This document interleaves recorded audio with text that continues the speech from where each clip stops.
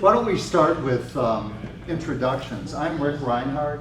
I'm a consultant out of Rockville, Maryland. I spent 30 plus years in local community and economic development, mainly running downtown organizations and business improvement districts in places like Richmond, Buffalo, Atlanta, a little while over in the UK, and then here in the area in DC. About 6 years ago, I took a left turn and went to work for the United Methodist Church. First on Capitol Hill, in the building that's right across the street from the Capitol and the Supreme Court, at their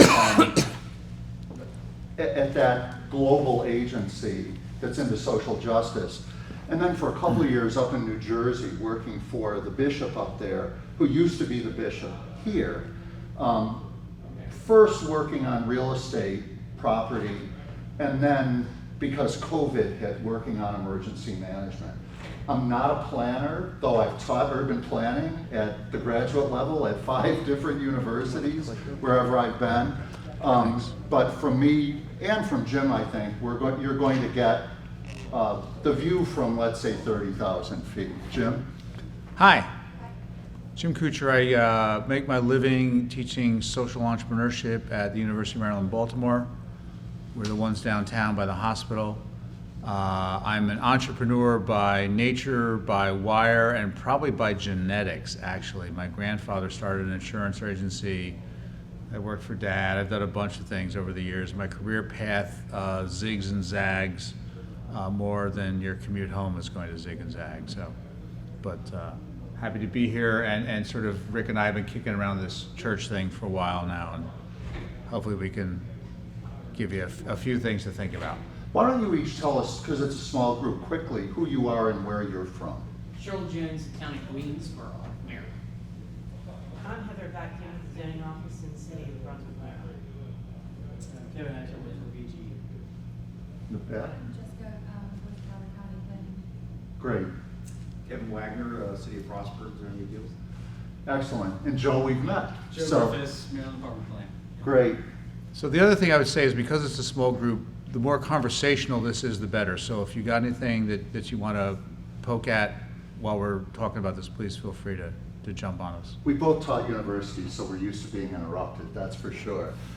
Funny little story. I'm terrible at PowerPoint, so I went on this website called Fiverr.com. Have any of you ever heard of this? Fiverr. And I Googled for somebody who did PowerPoints for urban planning. And about 6 or 7 people came up, and I ended up doing a deal with a guy, and only then discovered he's in Sri Lanka. And so he's the one who prettied up my PowerPoint. He didn't do the script, but he did pretty it up. And he only made, English was not his first language, but he did a fabulous job. He made one mistake. And that was on the title slide. In big letters, it said Houses of Worship, W-A-R-S-H-I-P, at a crossroads. And actually, it was so appropriate that I actually thought about leaving it before I came in here today. Because the fact of the matter is, houses of worship are really struggling. And what most folks will say is, well, it's struggling because of COVID-19. We think it's a lot more complicated than that. Before COVID, though, there were about 4,000 to 8,000 houses of worship closing per year. Those are the estimates. P.S. The data on all this, Jim will refer to this, the data are terrible. I mean, it just isn't collected for the most part very reliably. But I think we can assume a tripling or quadrupling of that rate. At least those of us in the field, that's what we're seeing, where we're going to look at about 100,000 houses of worship closing over the next few years. And again, I also want to underline what Jim said. Feel free to raise your hand, interrupt, add something. We'd love that.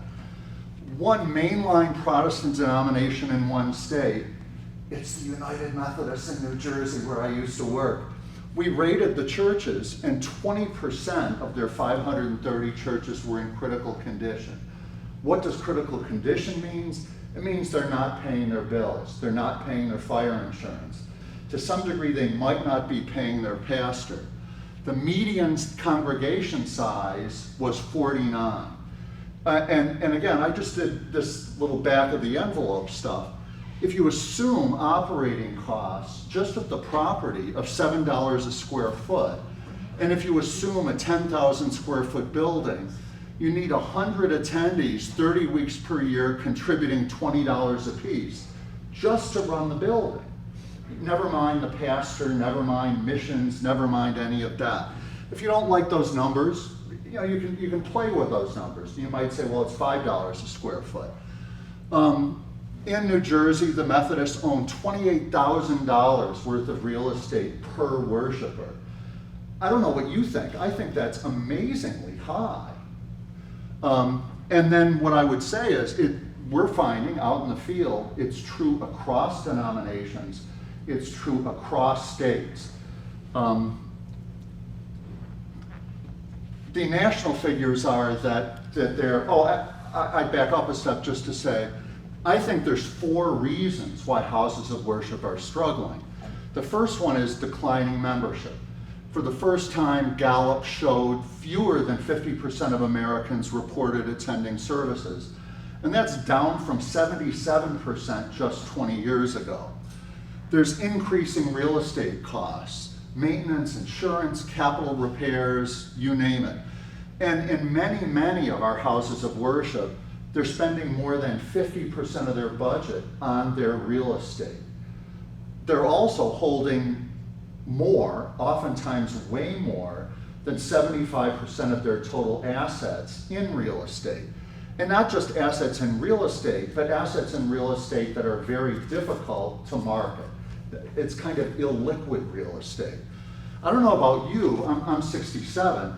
I'm really glad that I'm not spending more than 50% of my budget on my real estate, and that not more than 75% of my assets are in difficult to market real estate. I'm really glad that most of it is in cash or something that looks like cash, like mutual funds. And I live in Rockville. If we had to sell our condo, we could probably sell it in a couple of weeks. Third reason, there's increased mobility and connectability. If you think about it, a lot of houses of worship were situated back in the late 1800s and early 1900s, where people either walked or rode their horses to churches. Well, that's not the way it is anymore. I mean, you can get in a car and drive, and even more than that, you can connect via the internet. And then the fourth reason, I think, is COVID-19. Let me take a breath just to say, any questions or observations about this so far? Yes, sir. You spoke about the Methodist Church. I know that they were large supporters of the Scouts, and I know that a couple of years ago the Scouts went through a pretty big legal issue. Do you think that affected the Methodist churches at all? Well, there's a lot going on with the United Methodist Church right now. The Scouts, a split, all of those things. The one, and yes, I do think it affected all of this. But what I'll say is, and this is not popular to say in United Methodism, this business about their properties, in my opinion, is way more of a bigger factor than the split is. Because the fact of the matter is, those that split off and those that don't split off, they have the same sort of a problem with their real estate. It's also true across denominations. The sort of picture that he's painting is true regardless of denominational. I mean, I've only heard this anecdotally, but like the idea that, you know, as a lot of people, be it white flight or whatever, have left cities, that the churches have intentionally stayed in cities. And people come from the suburbs back to the churches. And I mean, you're talking about the higher real estate costs. Right. I guess I'd be interested to know why that is, why the churches decided to stay in the city. Is it, yeah, I guess. So I can tell you a little bit anecdotally. Again, the stats on this are hard to nail down. We would like to think that a lot of it is missional, meaning it's a conscious choice. I would submit to you that far more of it is emotional connections to a past that doesn't exist anymore, quite frankly. And sometimes very difficult to market property on the other Yeah, that's side the of other that. thing is, you know, it's not building that's easy to redevelop. But you know, one of the things I've thought about is let's take a look at the retail business. And in the retail business 20 years ago, it was typified, and maybe more than that, but typified by local ownership, mom and pop stores. Most or much retail was in downtowns or neighborhood centers. And now that I look at this, maybe that's more like 30 or 40 years ago. Today, what's there? Mega stores, online stores, and then on the other end of the spectrum, specialty stores. So a store where you go in and get cookies, a store where you go in and buy hockey equipment, a store where you go in and buy things that are only for people who are left-handed. And by the way, I say go in, some of those are bricks and mortar stores, some of those are online. But I really see a parallel to the house, what I'm calling there, again, I get criticized for saying this in religion, but it's very similar to the house of worship industry. And I would also add banks to this, you know, where what we now have in banks are Bank of America and Wells Fargo and Truist on the one hand, small community banks and credit unions on the other hand, and the ones in between, a lot of them are getting bought up by the big ones, you know? The online thing, I think, is also a really important point because, you know, when COVID hit, everybody closed their church because they had to. And they all went to Zoom church, and, you know, the pastor preached into a cell phone standing in their living room. And, okay, so the building's back open. And I know this from a lot of churches that I deal with in Baltimore City, that the online attendance, because everybody's had to put in cameras and put in, you know, switching devices, and they're all running video production companies now out of the sanctuary, and the physical attendance in the building is very, very low, but the online streaming is holding up. And interestingly enough, I had a conversation with my pastor the other day about this, and he said that not only is their online attendance still very strong, but their highest viewership is Monday and Tuesday evenings. So people are watching, so they have the service in the church on Sunday morning, and they live stream it, but they also put it out on YouTube. Monday night and Tuesday night is their highest viewership, which also says there's a lot of societal pressure about, you know, Sundays now, your kids have sports activities that they didn't have, and those kinds of things. There's a lot of that. But the online piece, I think, is a huge part of this. But this emptying out of churches, it certainly affects houses of worship. It affects their parent organizations. We call them judicatories. Judicatories are dioceses, conferences, presbyteries, sort of all of those combined. But it also affects neighborhoods and it affects municipalities really almost as much. Houses of worship are important. In the middle, like, we all get that they're places of worship where people can come together. On the right, they're also providers of community capital. A couple of our friends do these studies called, they measure for something called economic halo effect. And what they do is to take a look at what a church is giving back to the community in terms of goods and services. And just one study in rural North Carolina of 87 churches came up with that each church was producing the equivalent of $735,000 of goods and services for the community per year. That study has been done in Pennsylvania. It's been done a couple of other places as well. It's been done not just in the US, also it's done in Canadian contexts and North American contexts. And you can see the breakdown of the measurements on all that. But the fact is, if churches weren't doing clothing closets and feeding programs and food pantries and health clinics and those sorts of things, the argument goes that someone would have to be doing it.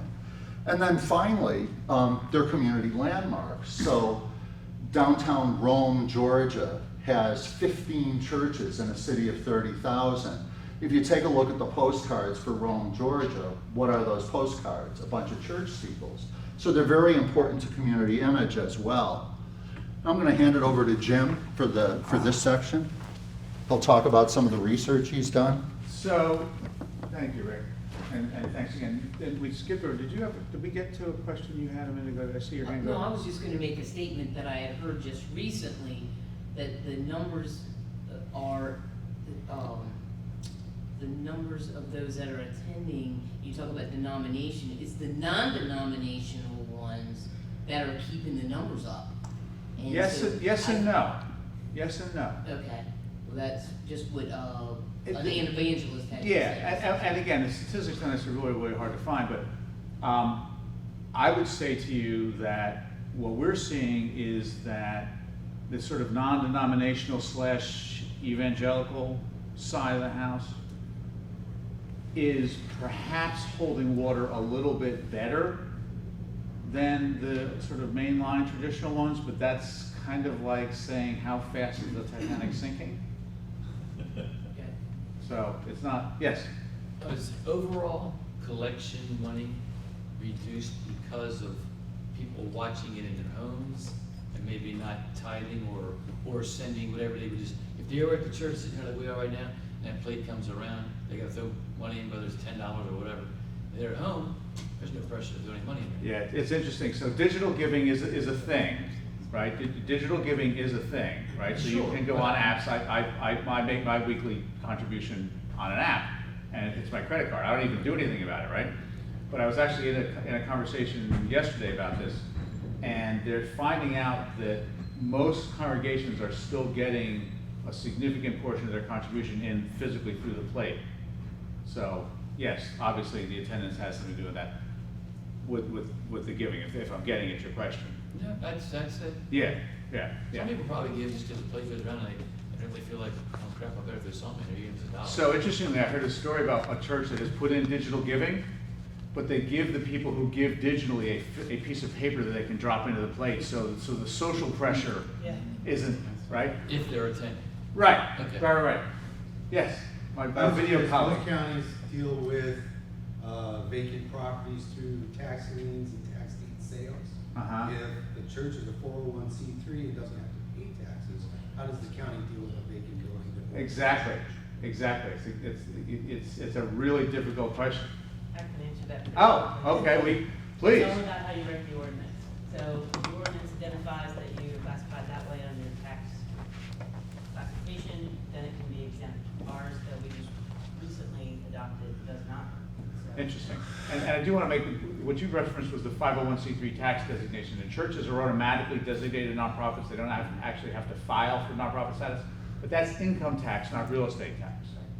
So little apples and oranges there. And I wanted to add to what you said, which is that there are things that a church can do to maintain that status. One is to have sort of sham services. I'm not sure they describe it like that there. So say once a month or something, get 15 or 20 people together.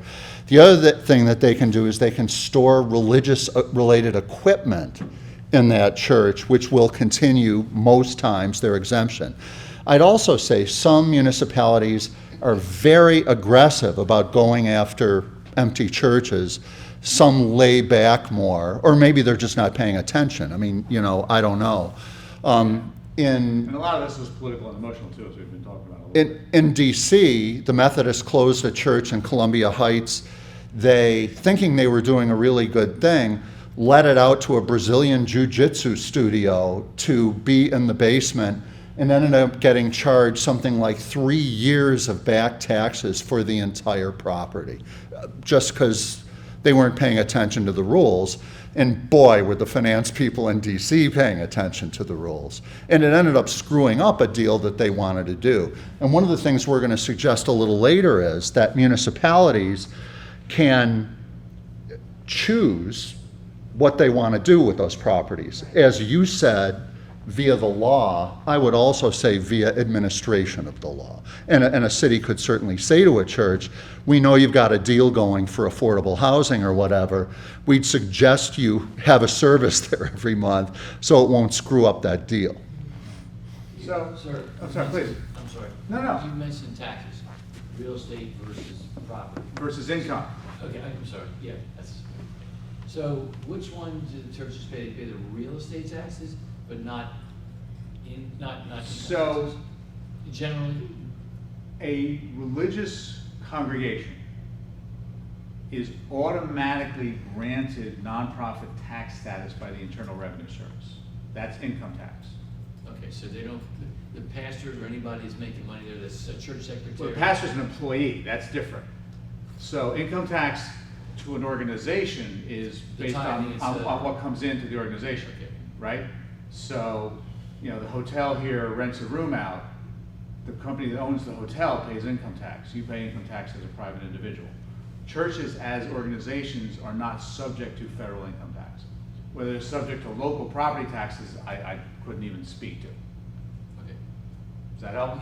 Well, because you mentioned that they're kind of like real estate, or they have so much real estate, they're paying,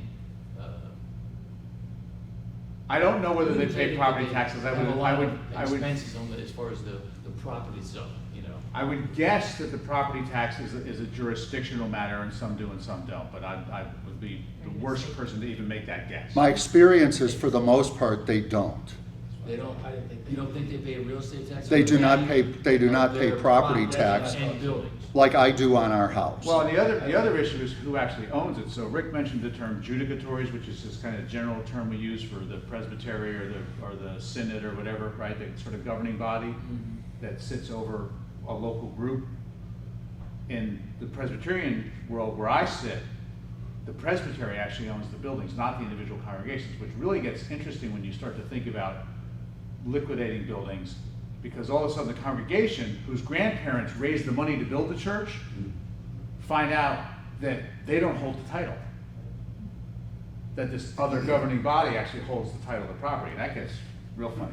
That's separate than what I mentioned, because that was, no matter who owns the property, Presbyterian or whoever. Right. Joe Schmo, whoever owns it, who's paying the taxes or not paying the taxes. Right. And that was my. Right, no, I get it. So, Sir. Heather, this is for you. Come on down! We're in Brunswick. So do the churches in Brunswick pay real estate tax? I'm not Or sure. they tax exempt? I'm not sure, to be honest. Yeah. My guess is, even if they are technically subject to it, it's probably a dicey thing to try and collect it, personally.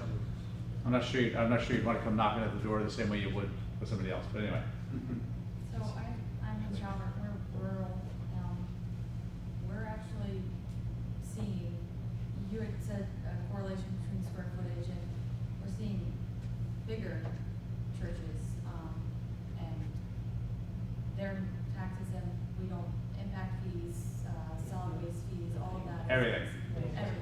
Free ride all the way around. Parking fees, all of that. Yeah. Before letting Jim go on with his next slide, I wanted to add one more wrinkle. In my former life, I was chief of staff to the mayor of the city of Buffalo. 57% of the property in the city was tax exempt property. The city decided to charge a fee for trash pickup, not have it be covered by the taxes. The churches and the universities were against it, but it got passed. And so, in effect, the city levies a fee for that pickup, for that garbage pickup. It's not covered under the property tax. We considered doing streetlights and a few other things as well. It was not particularly politically popular. It was good at getting the city to expand, well, it isn't a tax base, but to expand its revenue base. Yeah. And this is not, I mean, churches are not the only ones that are subject to this. I live in Baltimore City. The largest landowner in Baltimore City is Johns Hopkins University. Pays no property tax. I actually wrote a paper a few years ago that if Johns Hopkins paid its property tax for 1 year, they would erase the Baltimore City budget deficit forever. So, anyway. Obviously, a lot of them can and are doing nothing. There is massive denial of this problem in these communities. I just completed some work for Villanova University in a research fellowship funded by the Lilly Foundation. And I was trying to get to this exact, how can they use the physical assets differently? I mean, I'm wired as an entrepreneur, right? So I'm always looking at underperforming assets. You got a building that's sitting empty 6.5 days a week, that's an underperforming asset. So I was trying to get at, how can they do that? Does this only happen in a crisis, et cetera, et cetera? Is this really a trend? Some questions along those lines. came up with this absolutely gorgeous survey, had it vetted by some really, really smart people, you know, demographics, location size, all that kind of stuff, getting into a bunch of questions about financial assets, what's their budget distribution, who owns the property, what's it worth, da-da-da-da-da-da-da-da-da-da. And what I was hoping to get was a lot of great data. 1,800 churches, 11 responses. I also found out when I presented this to the folks that funded this, that there are people doing this research that are paying churches significant sums of money just to complete a survey. And even then, they're not getting the answers the vast majority of the time. So there's a huge amount of denial in this. There's a great story, Rick and I were talking about this at lunch, in Baltimore City, where I live, of Mount Vernon United Methodist Church, which sits right in downtown Baltimore on Mount Vernon Square, and it's fallen down. And they're just all like this about it. And due respect to all of you as planners, it's not just the congregation that's this way. The Historical Preservation Committee is also giving us fits. But anyway, denial is a huge issue here. One thing that is starting to happen a little bit is you can sort of pivot into an adapted or shared use in the existing building. And this is work I did a couple years ago. But for example, you have a fellowship hall, you rent it to a yoga studio, you can generate $30,000 to $60,000 in additional revenue by renting that out. If you've got a kitchen, particularly if it's commercial grade kitchen, you can get another $15,000 to $25,000. Education wing, rent it out to a daycare center, 40 to 100. Gentlemen. Well, we're thinking if you raise that kind of money, For that type of would business. the church had to pay income tax on the money raised on the rent of the fellowship hall? Like the jiu-jitsu thing you mentioned. It's a great question. So, forgive me for geeking out on my world for a minute, okay? Yeah. So in the nonprofit world, there's this thing called unrelated business income tax, okay? Or UBIT is what they call it, right? So if a nonprofit, religious or otherwise, chooses to enter into, to engage in an activity that causes them to earn income, if it is unrelated to their mission, then it may be subject to income tax. May? Correct. Because it depends on how much of a case you can build about whether or not it's related or not. Okay? So that's a pretty broad hole to be able to drive through. But if it is, my answer to that, people get all nervous about this. Oh, what if we had to be taxed? I'm like, excuse me, you now have income? So shut up about having to pay tax because you got income. Yeah, exactly. You know? I mean, Even okay, if- so. even if you're taxed, you're still making money that you. Exactly. You want 100% of nothing or 90% of something, right? But the interesting thing about this solution is there's this mentality about sacred space, which I can kind of get with the actual worship space, but somehow the entire building becomes revered in a way that, oh, well, but if we rent it out, and it's very bizarre. So Mixed people- use- I'm sorry. People are feared the current membership and the board of deacons or whoever it is, the trustees, is worried about violating the sacred space. Yeah, and it's really kind of an emotional thing when you peel the onion back. It's really much more of an emotional thing, and I would also submit to you, quite frankly, that some of it is simply humanity's ability to define the other as the other. So, you know, what if those people are all of a sudden in our church? I mean, I hate to say it, but that's a reality, and that's a reality, unfortunately, in liberal churches as well as conservative churches. Churches aren't the building, typically they consider the people that attend it and what they do when they're there. I'm sorry? The church is not the building of the grounds. I- The church is the people and what the hell they do in there, Preach it, brother. right? Okay. I mean, that's why they have church services in cafeterias and public schools. They rent the building because A they don't. friend of mine ran a project for years in Brooklyn, New York called Bar Church, which I just love the idea. Bar church? Yeah, it was church in a bar. I was like, God, I love this. So this mixed-use redevelopment is another thing that's happening, and this gets really interesting, and this is more where it sort of hits home with where you guys live. So there's a couple of examples of that we've seen over the years, and these are just a few, there's more of them. But in Arlington, Virginia, Arlington Presbyterian, downtown, Four Corners, Arlington, Virginia, classic old steeple, slate roof church. Building's fallen down, congregation's shrinking. They sold the property. They sold it to a developer. They made the developer agree that it would be moderate priced housing. So it's not Section 8 low income, but it's also not what the Four Corners of downtown Arlington would get at market rate. And that congregation has a lifetime lease on the first floor of the building. So they've now got free worship space. They've got $8 million in their pocket that they can use to actually do mission work. Right? Really interesting idea. First United in Los Angeles sold the building. The property is actually worth more as a parking lot. Of course, it's LA, right? So in LA, car culture is everything, right? But once a week, they put a tent up on a corner of the parking lot, and that's where they have church.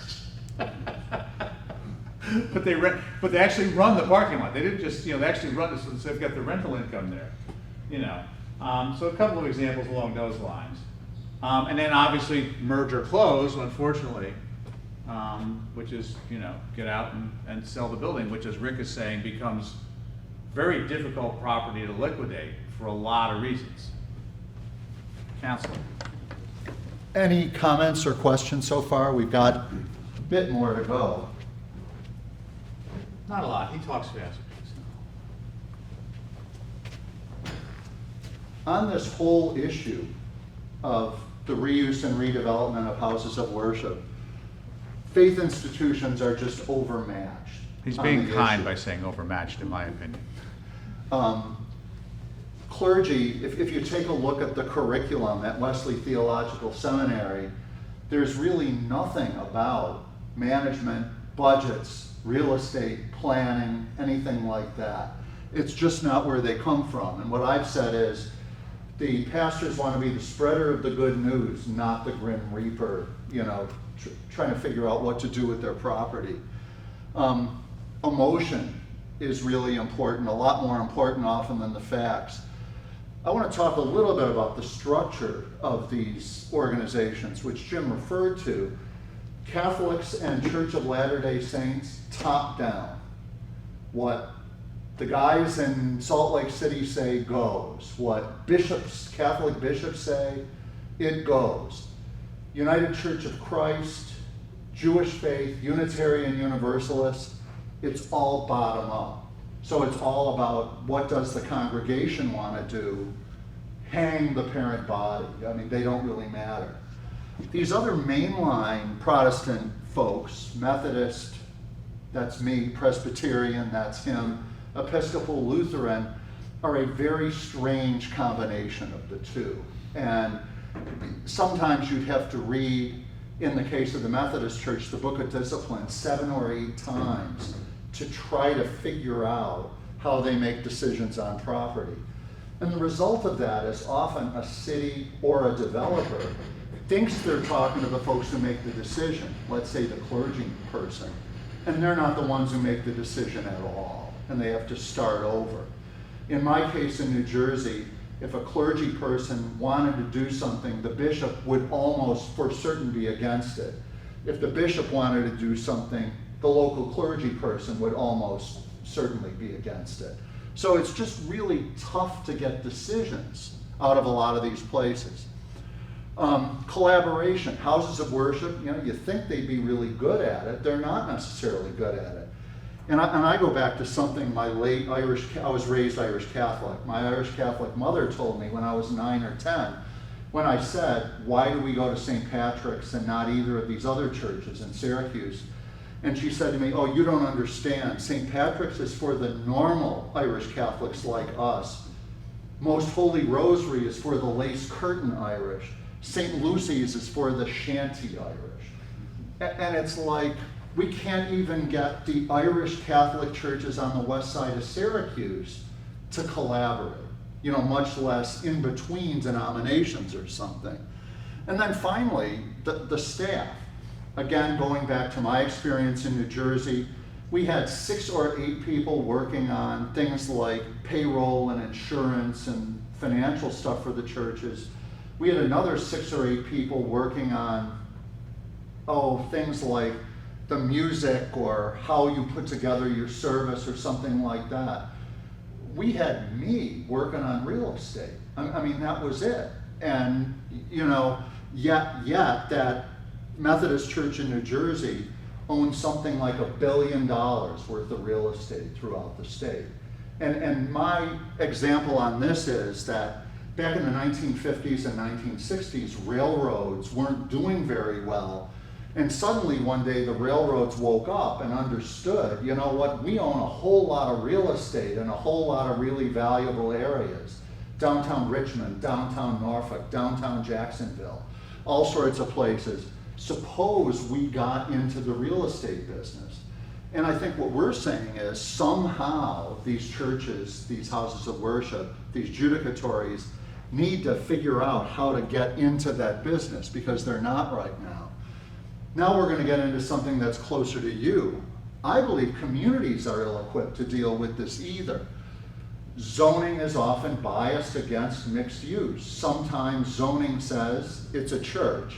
It always has to be a church.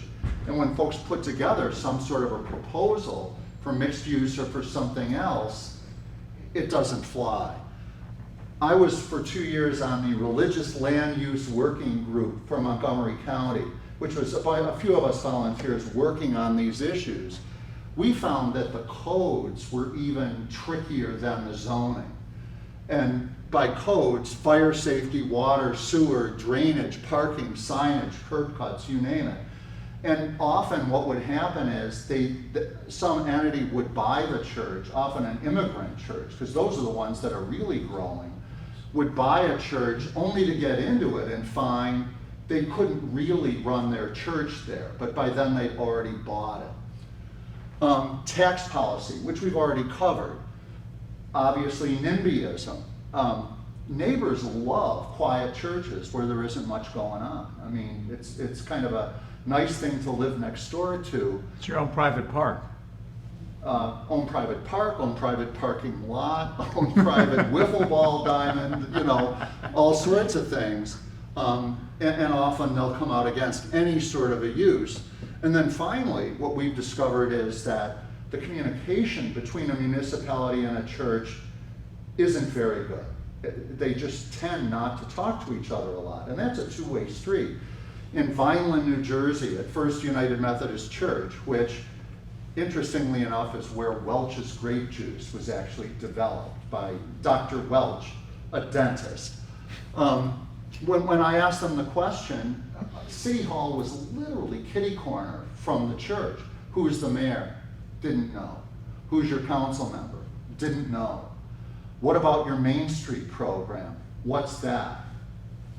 I just couldn't believe it, but I'd say it really is a bit of a two-way street. Now, my favorite part of all this, in order to do something with churches, you've got to take a look at a four-legged stool.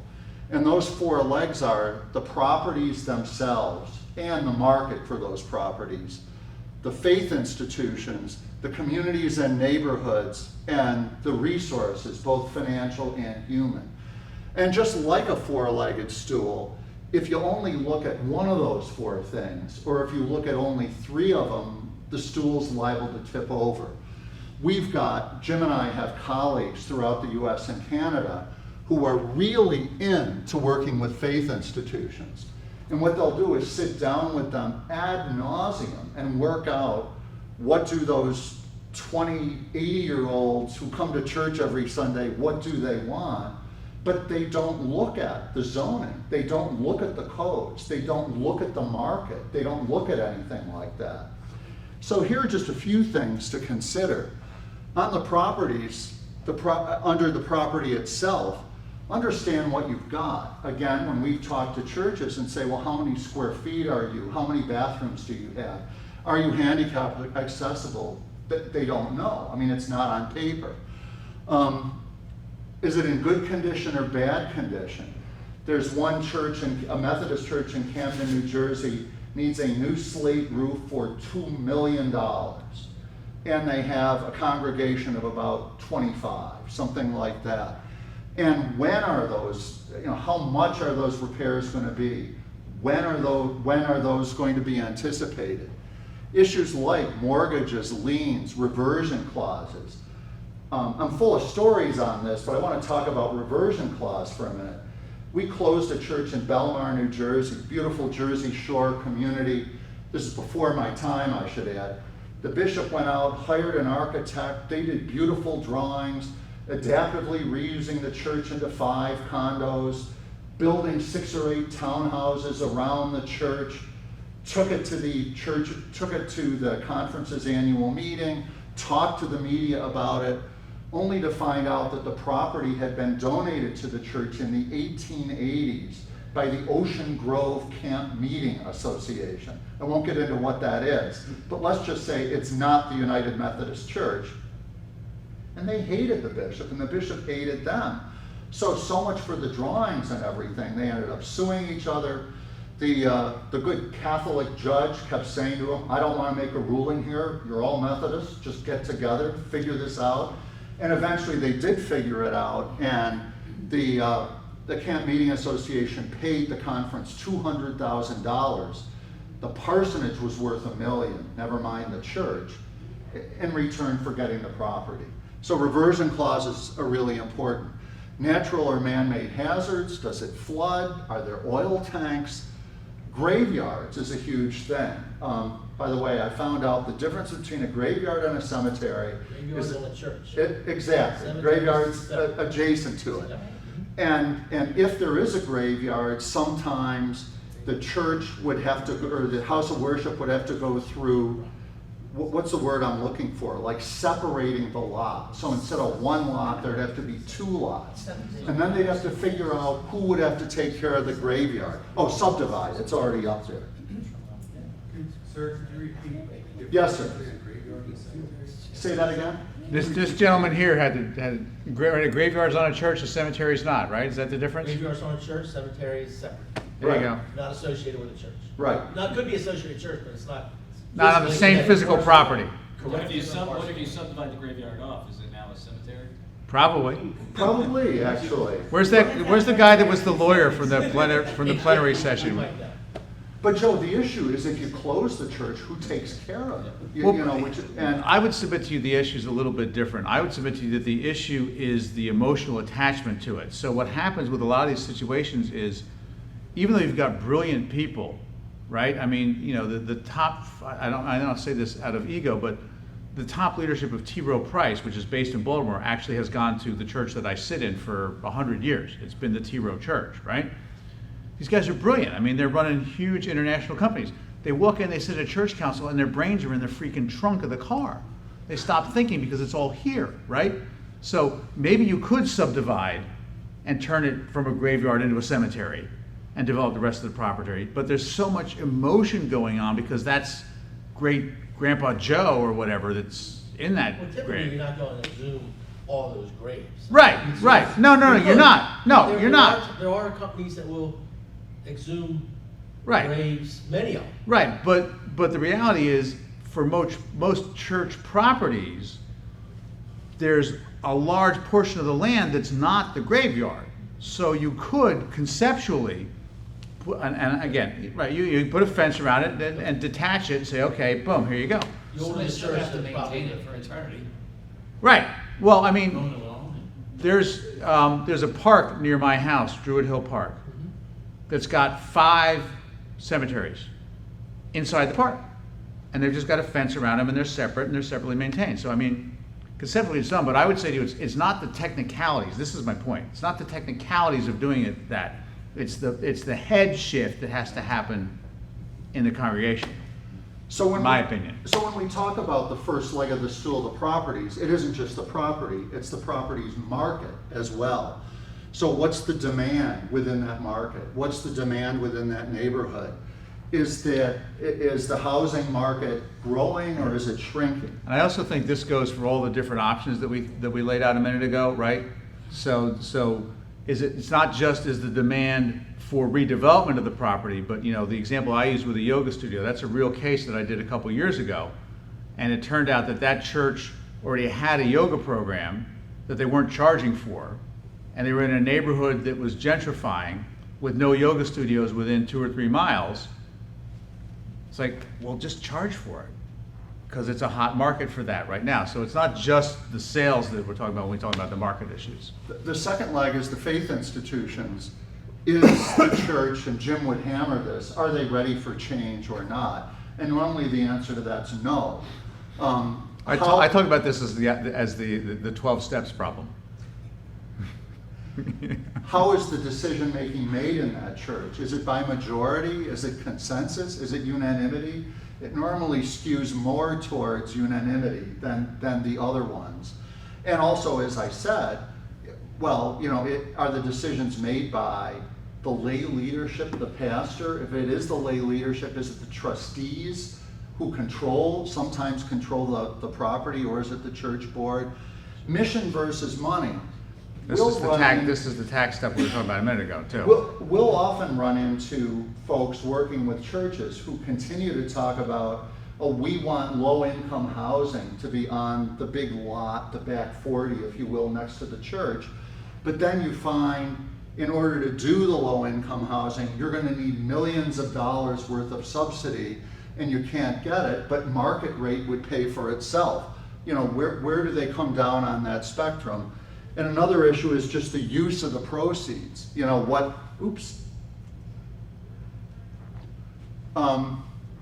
So we've already talked about the top down and the bottom up and the flows and who benefits. From communities, zoning, codes, neighborhood associations.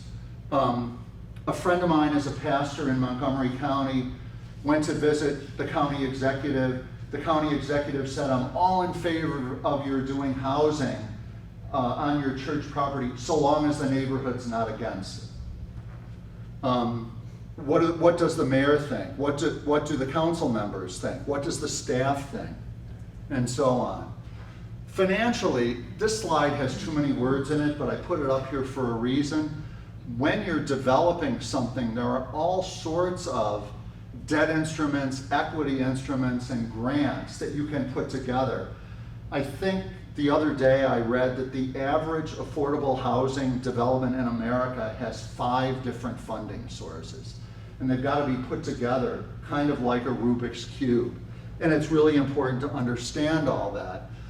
And then, financially, you need pre-development money. Often that's the toughest to get. Churches might own $1 million worth of property, but not have very much cash. And it might cost $100,000, $200,000 just in order to get the ball rolling. The money for development, the money for operations.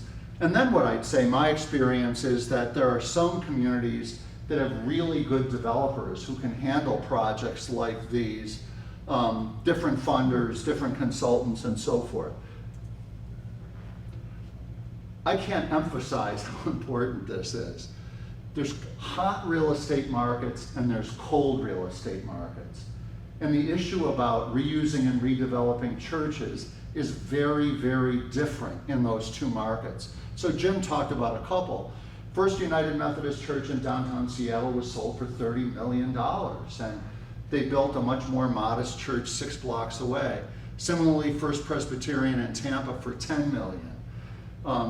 The Business Journal in Washington did a story that showed 10 churches currently going under housing development on their sites. In some cases, the church is closed, and some it was more like Arlington, where they sort of redeveloped the church. On the other end of the market, there's Rome, Georgia, Ottumwa, Iowa, Palmyra, New York. In Ottumwa, I presented to the Main Street America conference a few months ago. Ottumwa's got 25,000 people. Half of their downtown churches have closed in the last 5 years, and 2 or 3 more are struggling.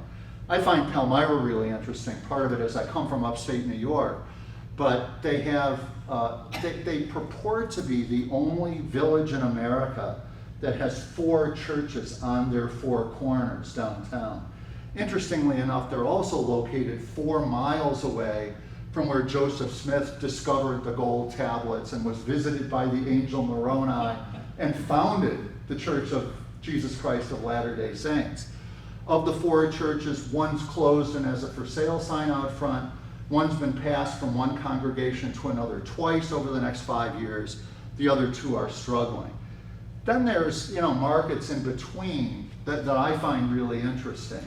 The ones on the left, I mean, they're really hot, and developers are going to come in, in Manhattan, they're going to come in and put up high-rise luxury condos. We have colleagues who don't like that because they think the land is holy and it shouldn't be for profit by developers or whatever. But those that are in between, if you do the right things, you can do something with the church. Quick list. These projects are more challenging if the property's run down, if the real estate market's cold, if the property is historic. I mean, it makes for really interesting projects, but it can make it much more difficult to get things accomplished. It's more challenging if the congregation says, no, we're really going to go after our mission on this project. I put down if the municipality has a regulatory mindset. Now, y'all are with planning boards, and you have to have regulatory mindsets. You have rules, your job is to enforce those rules. But I think the regulatory mindset works in hot real estate markets. I'm not sure it works very well in the cooler real estate markets. I'd be interested in hearing what you all have to say about that.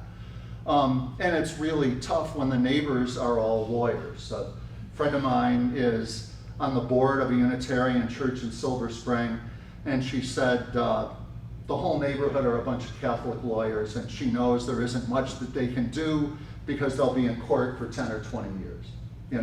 That's just it. Help is available on this. There's national and local, both secular and faith-based not-for-profits. Enterprise Community Partners, which is out of Columbia, Maryland, is doing a lot of national work on this issue. LISC, which is the Local Initiative Support Corporation, is doing the same sort of thing nationally. Individual consultants. For-profit developers can really help churches, but they gotta beware because they'll come in and lowball the church the first thing, and it'll sound like a lot of money, but it really isn't. And then sometimes churches form their own initiatives or their own not-for-profits, community development corporations, in order to do projects. My warning there is it's got a very long, steep learning curve to do that. To do this, you need a whole lot of different expertise. There's the list. When I say translation, what I mean is to be able to talk numbers talk 1 minute and to talk congregation talk the next minute.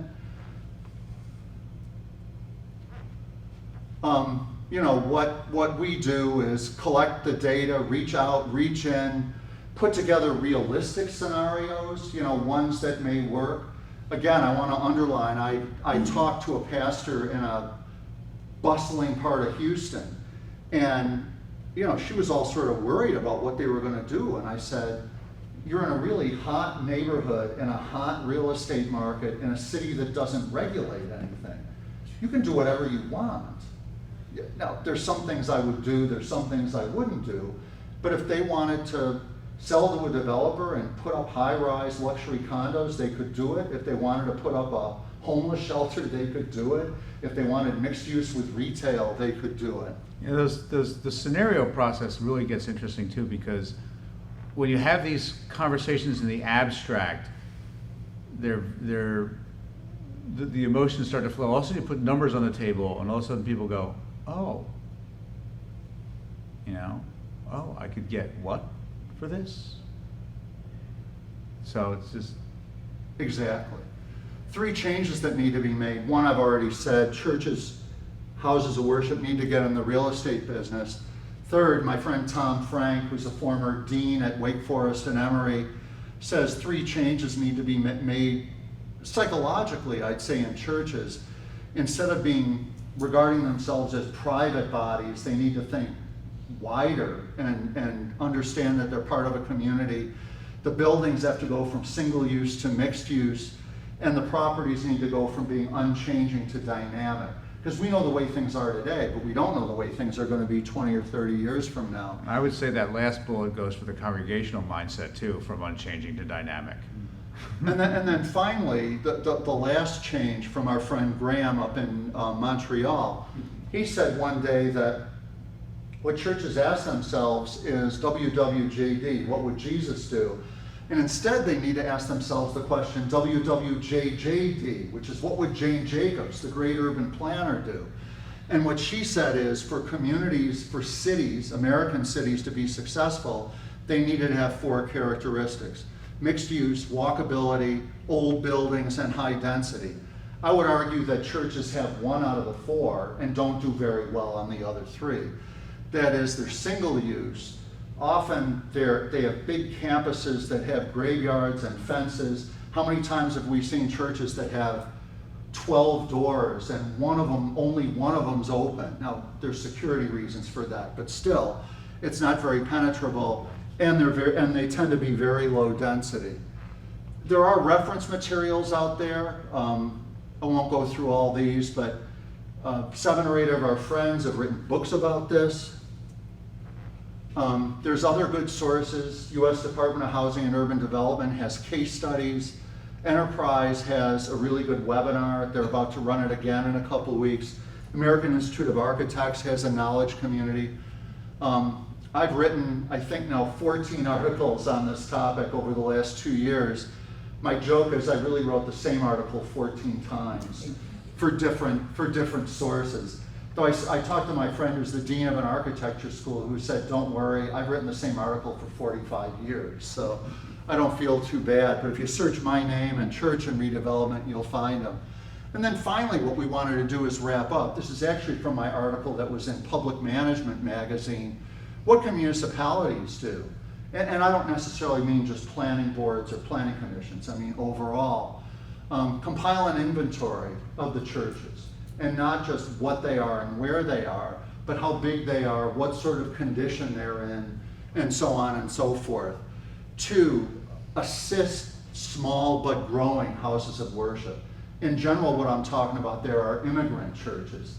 Though there's a trick to that, which is often what happens is an immigrant church so desperately wants to have an image and they want to have a building that they'll raise money, go in, and buy a faltering Catholic or Protestant church. And often they don't really have, well, first, the regulatory stuff we were talking about. They haven't looked into that. Second, they might not have the money to really keep it going. Third, develop a property tax strategy that is appropriate to your community. So again, that strategy might be different in a really hot real estate market and in a cold one. 4, develop a zoning strategy that encourages development. 5, assist with alternate places for social services delivery. So if a church is going to close and they've got a food pantry and a clothing closet and a health clinic, help those entities find places to go. Easier said than done. 6, serve as a facilitator or mediator between houses of worship and developers. 7, understand what financial resources are out there. And I'd say 8, be pretty clear about regulations involving food, childcare, and public health, so the stuff that goes on there won't get shut down. That's about it. That's about it. We'd be glad to answer any questions you have or ideas that you have. I mean, one of my questions is, what could planning boards and planning departments do about all this? Because we are absolutely convinced that over the last 30 or 40 years, a downtown, a town center, a neighborhood commercial center, their biggest challenge was, what do you do about empty department stores? Or not department stores, kind of big stores. And in large part, we figured some of that out, housing, mixed use, whatever, more successfully in some communities than others. Well, churches are the department stores of the next 20 or 30 years. We're going to see a third of them close. It's just as simple as that. And it's one thing to turn a nice boxy department store into housing, what do you do about these churches with spires, and they're on the National Register and all that? I mean, we drove through downtown Frederick today. Rick and I met for lunch, and you know, just driving, just trying to find a place to park in downtown Frederick. I passed easily 6 churches. The town's called Seven Spire. Is it? They refer to downtown Frederick as Seven Spire. 7 Okay. spires. And some of the ones I saw, didn't have spires. So you know. You know, they had something. Yeah. Yes. I have a question for you. So, again, City of Prosper, we're a rural community, you know, we have several churches within the city, different denominations. Do you have any examples of like municipalities or county governments that have been successful working with churches? It's kind of a delicate subject because very you know, delicate you get those on one side that say there needs to be a separation of church and state. You know, we need to take the Ten Commandments out of public facilities and things like that. On the other hand, you go to church and you hear the pastor preach that no, there shouldn't be a separation of church and state. Yet on the other hand, they like those sort of tax benefits and everything else that they get from the government. So, anyway, do you have any examples of you know, municipalities or county governments that have success, you know, working with the churches and doing different projects like that? First, I'd say, let me answer a different question first, which is what are good uses of traditional churches? I don't know. Arts and cultural centers, but you know, I spent 13 years. I spent 13 years. I spent Seriously? Yes. Coffee shops, I Yeah. History of brewing in Yeah. Baltimore. Yeah, exactly. and all that. Yeah, you know, there's examples. We could have come in with 200 examples. The thing that's tough about the examples is folks get fixated on, oh, that's the answer. And there is no one answer, you know? Sometimes churches buy the properties and then get them to developers at below market, you know, below whatever the market is rates. They help find funding sources for these things. And again, it depends on what it's going to be. Housing can often work, you know. Like I said, brew pubs have been great. Some denominations don't want to know they're going to be brew pubs. If I'm hearing your question correctly, what I'm hearing is more a concern about how much intervention.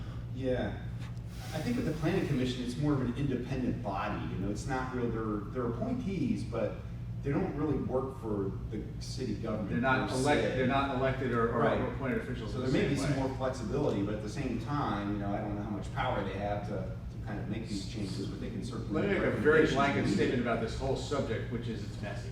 Yeah. And it is complicated in multiple ways. So I don't know that there's a good one-off answer for you in that regard. I think the city doing nothing works really well, or it can, in hot real estate markets, where the city should adopt a regulatory sort of a mindset. To the developer, what are you going to do here? How big? How much?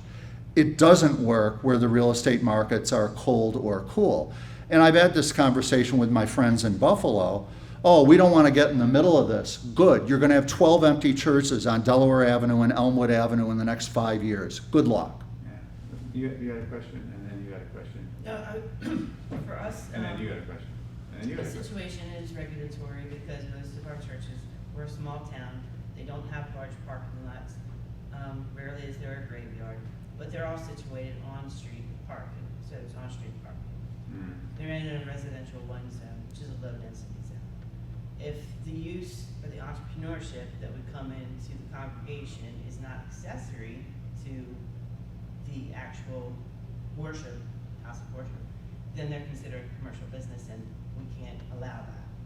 So what we've been looking into is maybe a neighborhood overlay type zone and finding some compatible uses for those types of structures that wouldn't be disturbing to even the residents. Yeah.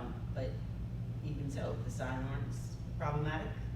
You know, parking is always problematic, but that's kind of where we're leaning. No, and you've got the legal issues, and you've also got the political and public pressure issues, which are also. And I think you're on target on that, Yeah. you know? You had a question or a point? I was just gonna say, I mean, for us, we are not, churches are not accessible as walkability. We have, they're far apart. Our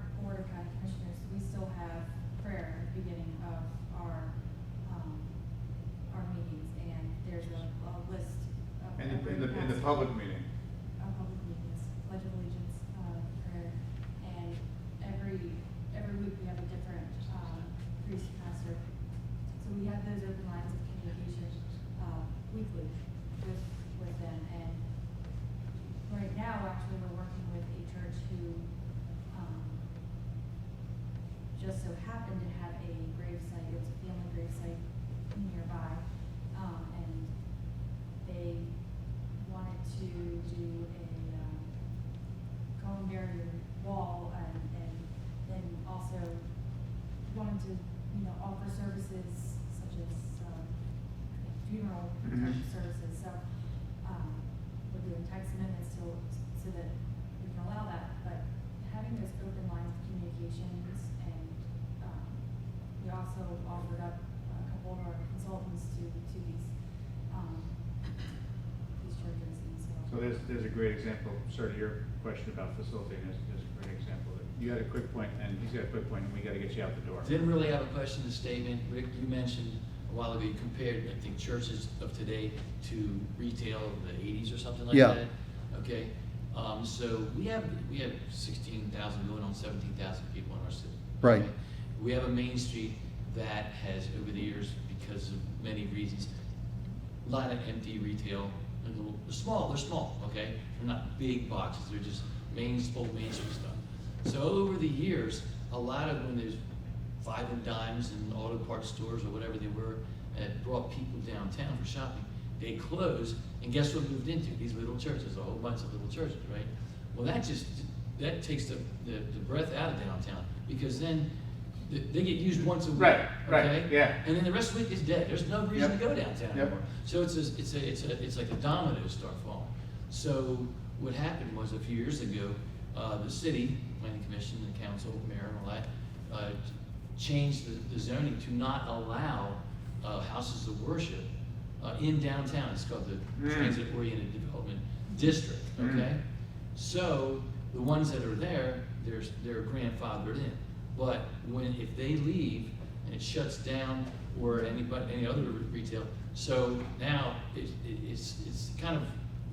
That's a really good You point. see what I'm saying? I do. So because we need to revitalize downtown, and so we just had a bakery open, one of the old places that was vacant. It's really nice, people patronizing. So we worked for years, struggled to get downtown revitalized.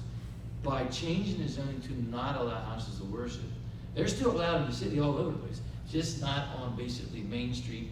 It's like a T, two roads. It's a half a mile out from Yeah. from a railroad station. Yeah, you see what I'm saying? So it's helping to revitalize downtown.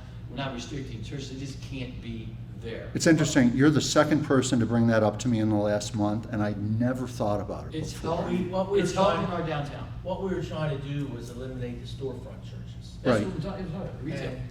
And, we realized, one, there's a big turnover. Two, that they're underutilized. Yeah, once a So, week for you know, once a week. Yeah, and- well, that's the problem with the building, with the church building in general. Right. So Now, you're we right. have actually a Methodist church that is an anchor downtown, that is one of the anchors of our Main Street.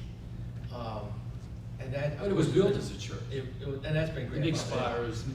But what we were targeting were the storefront churches. Right. Friends, I'm calling time. Good. It's 5. Thank you. Thank you. Thank you. That was Thanks for having us, and thanks for being so interactive with us. It was terrific.